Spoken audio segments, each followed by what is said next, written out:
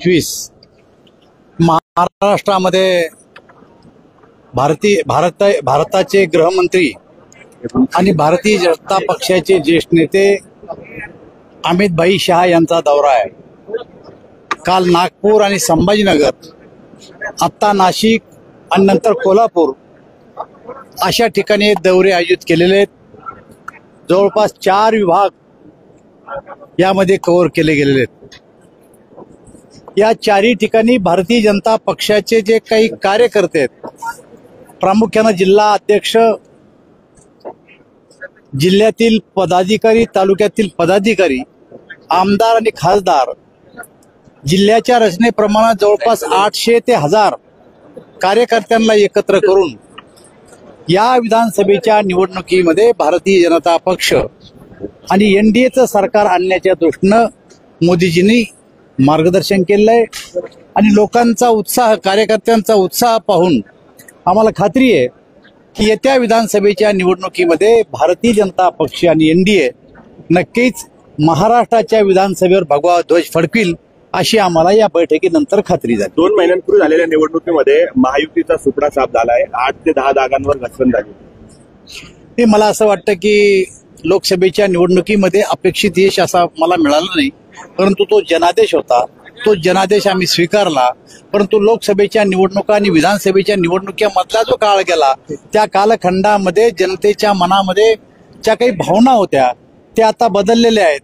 आणि आता भारतीय जनता पक्ष आणि आमच्या मित्र पक्षाच्या बाजूला जनतेचा कौल, याचं कारण असं आहे की केंद्रातला आणि राज्यातला जो अर्थसंकल्प सादर झाला आणि त्यामध्ये ज्या जनकल्याणाच्या योजना जनतेसाठी घोषित झाल्या आणि त्या प्रत्यक्षरित्या राबवण्यात चालल्या, त्यावरून या निवडणुकीमध्ये लोकसभेची परिस्थिती निर्माण होणार नाही। काय सूचना करण्यात आलेल्या आहेत? काय मार्गदर्शन केलं? नाही, मोदीजींनी मार्गदर्शन, अमित भाईंनी मार्गदर्शन करण्याचं पार्टीमध्ये कार्यकर्त्यांनी एकजुटीनं काम करावं आणि आगामी विधानसभेच्या निवडणुका जिंकण्याच्या दृष्टीनं संघटना मजबूत करून या निवडणुकीमध्ये भारतीय जनता पार्टीला यश मिळवून द्यावं अशा प्रकारच्या सूचना अमित भाईंनी केलेल्या आहेत। मधुकर पिचड, वैभव पिचड दिसत नाही, नाराज असल्याचं बोललं जात आहे।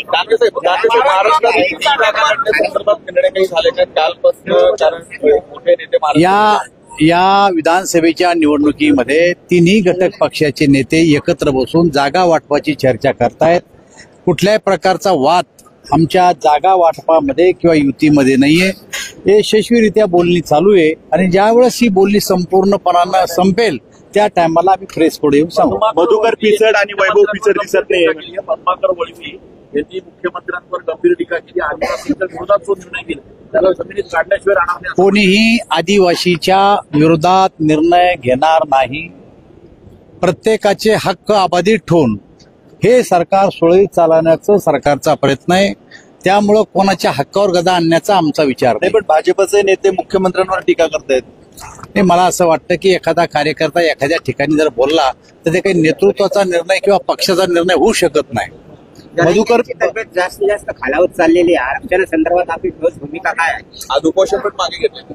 आज जरंगे पाटलांनी उपोषण मागे घेतलं। भारतीय जनता पार्टीची स्पष्ट भूमिका आरक्षणाच्या संदर्भात आणि वेळोवेळी ती आम्ही स्पष्ट सुद्धा केलेली आहे की मराठा समाजाला आरक्षण मिळालं पाहिजे ही आमची भूमिका आहे। आणि हे आरक्षण भारतीय जनता पार्टीच्या सरकारच्या काळात दिलं सुद्धा होतं आणि हायकोर्टात चॅलेंज झाल्यावर ते टिकवण्यासाठी सुद्धा भारतीय जनता पार्टीच्या सरकारने पूर्णपणे प्रयत्न करून ते टिकवलं सुद्धा होतं।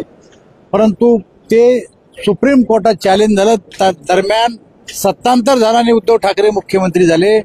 त्यांनी काळजी घेतली नाही, योग्य वकिलाची फौज उभी केली नाही आणि त्यामुळं आरक्षण रद्द झालं। खरं तर हे त्या काळातल्या सरकारचं अपयश आहे। त्यामुळं भारतीय जनता पार्टी स्पष्ट भूमिका आहे की कोणाचं काढून कोणाला द्यावं अशी आमची भूमिका नाही। मधुकर पिचड, वैभव पिचड दिसत नाही।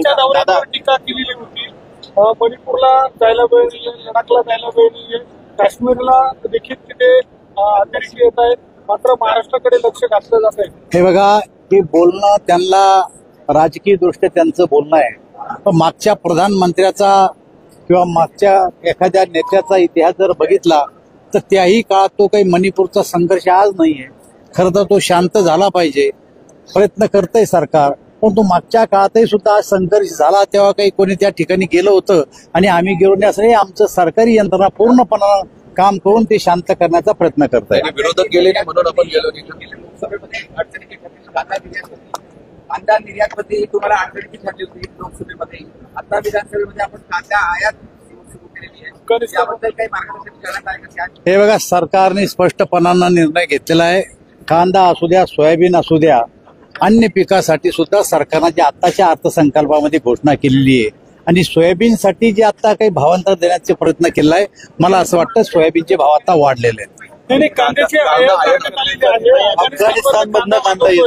आणि मागील हे निवडणुकीमध्ये बघा, निर्यातबंदीचा या सरकारनं निर्णय घेतल्याच्या नंतर कांद्याचे भाव आपल्याकडे वाढलेले आहेत आणि कांदा उत्पादकावर सरकार कुठल्याही प्रकारचा अन्याय करणार नाही अशी खात्री आहे. नाही, पण ते आयात केल्यामुळे भाव पडले कांद्याचे. अफगाणिस्तानवरनं कांदा आयात केला जातोय, त्यामुळे भाव पडले. त्याच्यामुळे भाव पुन्हा एकदा बघा, पडायला सुरुवात आयात केलेल्या कांद्यावर जे काही ड्युटी सरकारनं लावली त्यामुळं त्या ठिकाणून फारसा आयात कांदा होणार नाही आणि त्यामुळं आपल्या कांद्याचे भाव जे आहे त्यापेक्षा आणखी वाढण्याची शक्यता आहे. दादा, मधुकर पिचड दिसत नाहीये, गणेश गीते दिसत नाहीये. एखादा कार्यकर्ता काही खासगी कामामुळे आला नसेल याचा अर्थ ते नाहीये म्हणून हे अधिवेशन होत नाही असं होऊ शकत नाही.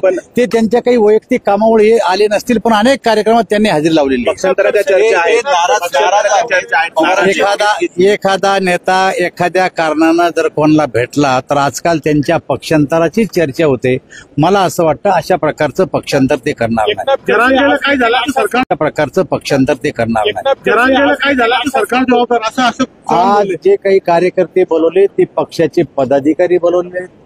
एकनाथ खडसे पक्षाचे कुठलेही पदाधिकारी नाही आहेत आणि त्यामुळे ते या बैठकीला नाही आहेत. त्यांच्या प्रवेशाच्या संदर्भामध्ये महाराष्ट्रामधून अडथळा आहे अशा स्वरूपाचं त्यांचं अशा प्रकारचा कुठलाही अडथळा त्यांच्या याच्यातून मला स्वतःला दिसला नाही किंवा त्यांनी असा कुठं संपर्क केला नाही. परंतु आज ते या बैठकीला नाही, त्याचं कारण आहे की त्यांनी या बैठकीचे ते मेंबर नाही आहेत. जरांगेला काय झालं सरकार जबाबदार असं चव्हाण बोलले. मला असं वाटतं की जरांगेला काही होऊ नये अशा प्रकारचा सरकारचा प्रयत्न आहे. त्यांनी उपचार घेतलेत आणि आज त्यांनी उपोषण स्थगित केलं आणि त्यांची जी मागणी आहे ती मागणी रास्त आहे. परंतु काँग्रेस, राष्ट्रवादी काँग्रेस आणि शिवसेना मराठा समाजाला आरक्षण द्या असं म्हणतं, परंतु ओबीसीतून आरक्षण मागतायत जरांगे पाटील. परंतु शरद पवार साहेबांना किंवा त्यांच्या राजकीय पक्षाला विचारलं की तुम्ही मराठा समाजातून आरक्षण, ओबीसीतून आरक्षण देणार आहे का, परंतु ते स्पष्टपणे बोलायला तयार नाही. याचाच अर्थ फक्त राजकीय हेतून प्रेरित होऊन ते फक्त आरक्षणाची मागणी करतात आणि जर ते आरक्षण देणार असतील तर जरांगे पाटलाला त्यांनी लेखी द्यावं किंवा त्यांच्या जाहीरनाम्यामध्ये स्पष्ट उल्लेख करावा की जर आम्ही सत्तेत आलो तर मराठा समाजाला ओबीसीतून आरक्षण देऊ. परंतु ते तसं देत नाही, तसं बोलत नाही, फक्त राजकारण करण्यासाठी तसे ते बोलत आहेत. नाही, पण धनगर समाजाच्या आंदोलनाकडे सरकार दुर्लक्ष करत आहे म्हणून आता संभाजीनगरला आंदोलन चालू आहे धनगर समाजाचं. आमदार असं आहे, आमच्या सरकारचं कोणाकडे दुर्लक्ष नाही. प्रत्येक आंदोलनकर्त्याला आमचं सरकार भेटतंय, त्यांचं म्हणणं ऐकून घेतंय, त्यावर चर्चा करतंय. मुद्दामून दुर्लक्ष कोणते सरकार करत नाही. ओके, धन्यवाद. थँक्यू.